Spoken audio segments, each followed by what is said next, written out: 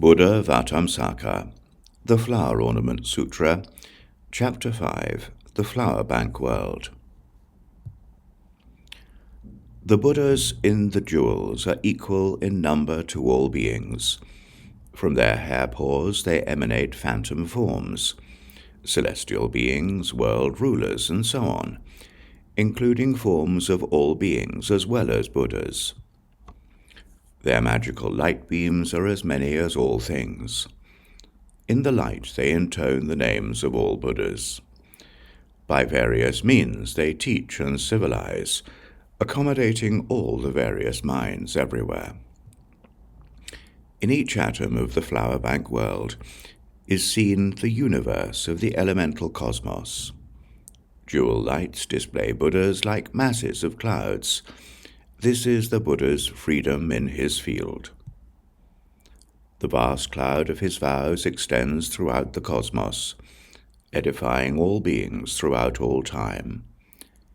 Having completed the practice of the state of knowledge of universal good, all the adornments there are emerged from here. Then universally good again address the great congregation. Children of Buddha, the surrounding mountains of this flower bank array ocean of worlds rest on lotus blossoms of sun pearls.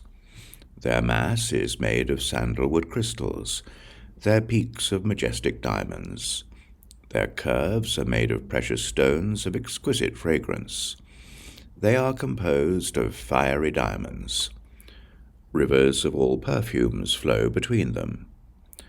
Their forests are made of all kinds of jewels.